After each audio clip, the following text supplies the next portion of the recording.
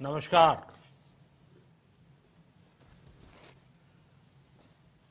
Corona वैश्विक महामारी के खिलाफ लड़ते लड़ते अब हम अनलॉक 2 में प्रवेश कर रहे हैं और हम उस मौसम में भी प्रवेश कर रहे हैं जहां सर्दी, जुकाम, खांसी, बुखार ये सारे न जाने क्या क्या होता है, ये मामले बढ़ जाते हैं। ऐसे में मेरी आप सभी देशवासियों से प्रार्थना है कि ऐसे समय अपना ध्यान रखिए। साथियों, ये बात सही है कि अगर कोरोना से होने वाली मृत्यु दर को देखें तो दुनिया के अनेक देशों की तुलना में भारत संभली हुई स्थिति में है। समय पर किए गए लॉकडाउन और अन्य फैसलों ने भारत में लाखों लोगों का जीवन बचाया है, लेकिन हम ये भी देख रहे हैं कि जब से देश में अनलॉक 1 हुआ है, व्यक्तिगत और सामाजिक व्यवहार में लापरवाही जरा बढ़ती ही चली जा रही है। पहले हम मास्क को लेकर, 2 गज की दूरी को लेकर 20 सेकंड तक दिन में कई बार हाथ धोने को लेकर बहुत सतर्क थे, लेकिन आज जब हमें ज्यादा सतर्कता की जरूरत है तो लापरवाही बढ़ना बहुत ही चिंता का कारण है। साथियों, लॉकडाउन के दौरान बहुत गंभीरता से नियमों का पालन किया गया था। अब सरकारों को, स्थानीय निकाय की संस्थाओं को, देश के नागरिकों को फिर से उसी तरह की सतर्कता दिखाने की जरूरत है। विशेषकर कंटेनमेंट जोन्स, उस पर तो हमें बहुत ध्यान देना होगा। जो भी लोग नियमों का पालन नहीं कर रहे हैं, हमें उन्हें टोकना होगा, रोकना होगा और समझाना भी होगा। अभी आपने खबरों में देखा होगा, एक देश के प्रधानमंत्री पर 13,000 रुपये का जुर्माना इसलिए लग गया क्योंकि वो सार्वजनिक स्थल पर मास्क पहने बिना गए थे।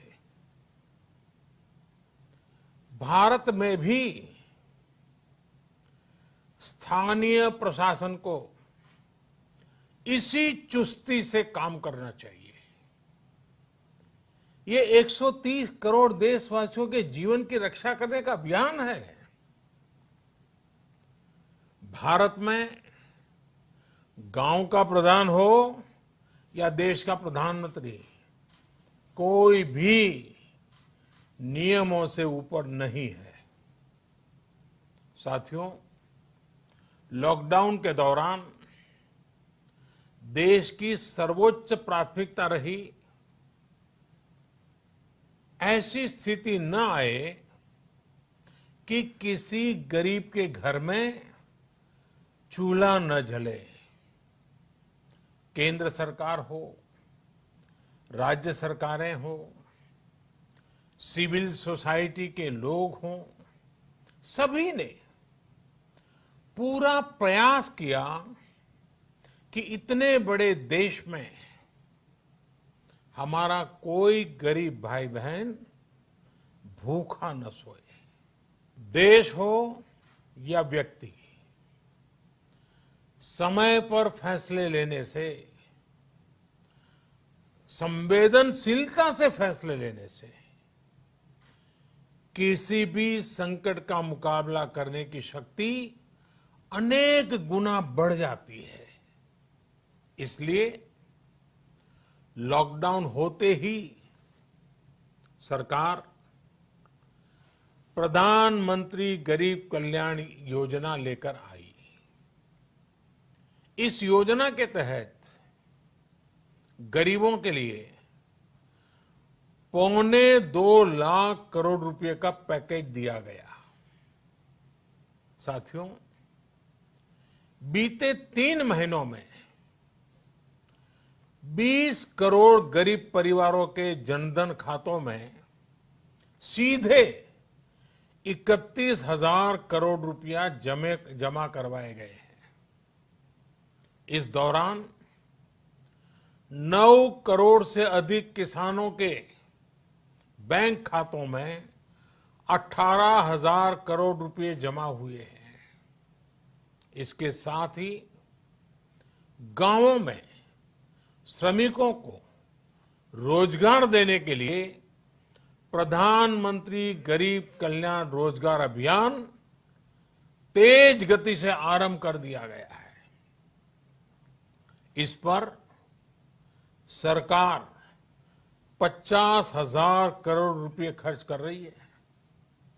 लेकिन साथियों, एक और बड़ी बात है जिसने दुनिया को भी हैरान किया है, आश्चर्य में डुबो दिया है।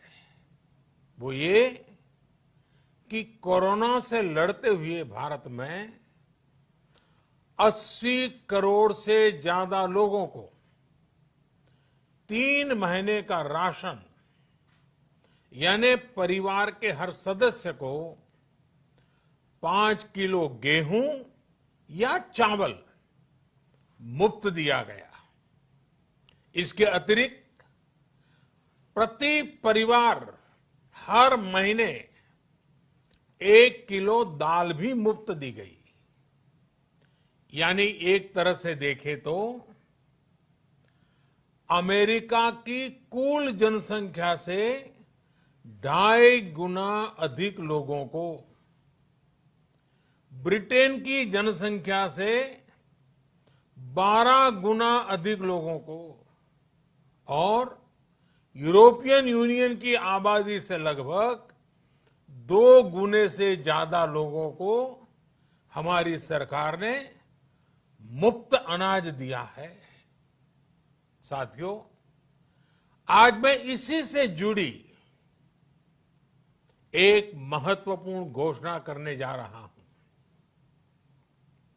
साथियों, हमारे यहां वर्षा ऋतु के दौरान और उसके बाद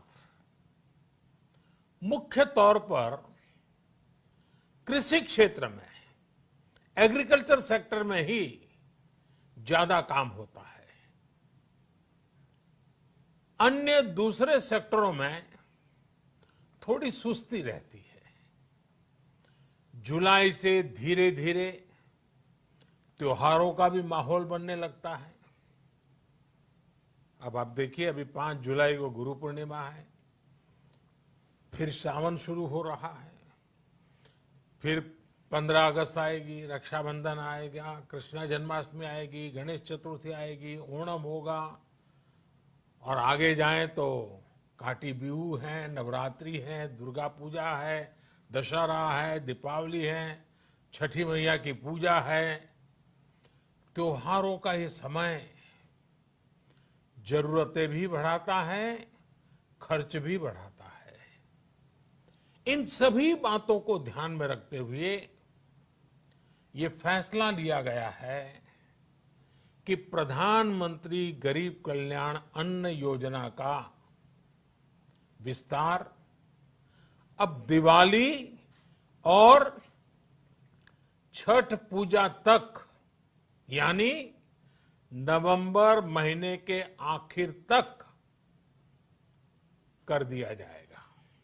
यानी 80 करोड़ लोगों को मुफ्त अनाज देने वाली ये योजना अब जुलाई, अगस्त, सितंबर, अक्टूबर, नवंबर में भी लागू रहेगी। सरकार द्वारा इन 5 महीनों के लिए 80 करोड़ से ज्यादा गरीब भाई बहनों को हर महीने परिवार के हर सदस्य को 5 किलो गेहूं या 5 किलो चावल मुफ्त मुहैया कराया जाएगा। और साथ ही प्रत्येक परिवार को हर महीने 1 किलो चना भी मुफ्त दिया जाएगा। साथियों, प्रधानमंत्री गरीब कल्याण अन्न योजना के इस विस्तार में 90,000 करोड़ रुपए से ज्यादा खर्च होंगे। और अगर इसमें पिछले 3 महीने का खर्च भी जोड़ दें तो ये करीब करीब 1.5 लाख करोड़ रुपया हो जाता है। अब पूरे भारत के लिए हमने एक सपना देखा है। कई राज्यों ने तो बहुत अच्छा काम भी किया है। बाकी राज्यों पर भी हम आग्रह कर रहे हैं कि इसको काम को आगे बढ़ाएं। और काम क्या है? अब पूरे भारत के लिए एक राशन कार्ड की व्यवस्था भी हो रही है। यानी एक राष्ट्र एक ration card, 1 nation 1 ration card. इसका सबसे बड़ा लाभ उन गरीब साथियों को मिलेगा जो रोजगार या दूसरी आवश्यकताओं के लिए अपना गांव छोड़ करके कहीं और जाते हैं, किसी और राज्य में जाते हैं। साथियों, आज गरीब को, जरूरतमंद को सरकार अगर मुफ्त अनाज दे पा रही है तो इसका श्रेय प्रमुख रूप से 2 वर्गों को जाता है। पहला, हमारे देश के मेहनती किसान, हमारे अन्नदाता। और दूसरा, हमारे देश के ईमानदार टैक्स पेयर। आपका परिश्रम, आपका समर्पण ही जिसकी वजह से देश ये मदद कर पा रहा है। आपने देश का अन्न भंडार भरा है, इसलिए आज गरीब का, श्रमिक का चूल्हा जल रहा है। आपने ईमानदारी से टैक्स भरा है, अपना दायित्व निभाया है, इसलिए आज देश का गरीब इतने बड़े संकट से मुकाबला कर पा रहा है। मैं आज हर गरीब के साथ ही देश के हर किसान, हर टैक्स पेयर का हृदय से बहुत बहुत अभिनंदन करता हूं, उन्हें नमन करता हूं। साथियों, आने वाले समय में हम अपने प्रयासों को और तेज करेंगे। हम गरीब, पीड़ित, शोषित, वंचित हर किसी को सशक्त करने के लिए निरंतर काम करेंगे। हम सारी एहतियात बरतते हुए इकोनॉमिक एक्टिविटीज को और आगे बढ़ाएंगे। हम आत्मनिर्भर भारत के लिए दिन रात एक करेंगे। हम सब लोकल के लिए वोकल होंगे। इसी संकल्प के साथ हम 130 करोड़ देशवासियों को मिलजुल करके संकल्प के साथ काम भी करना है, आगे भी बढ़ना है। फिर से एक बार मैं आप सबसे प्रार्थना करता हूं, आपके लिए भी प्रार्थना करता हूं, आपसे आग्रह भी करता हूं, आप सभी स्वस्थ रहिए, 2 गज की दूरी का पालन करते रहिए, गमछा, फेस कवर, मास्क ये हमेशा उपयोग कीजिए, कोई लापरवाही मत बरतिए। इसी आग्रह, इसी कामना के साथ मैं आप सभी को बहुत बहुत शुभकामनाएं देता हूं। धन्यवाद।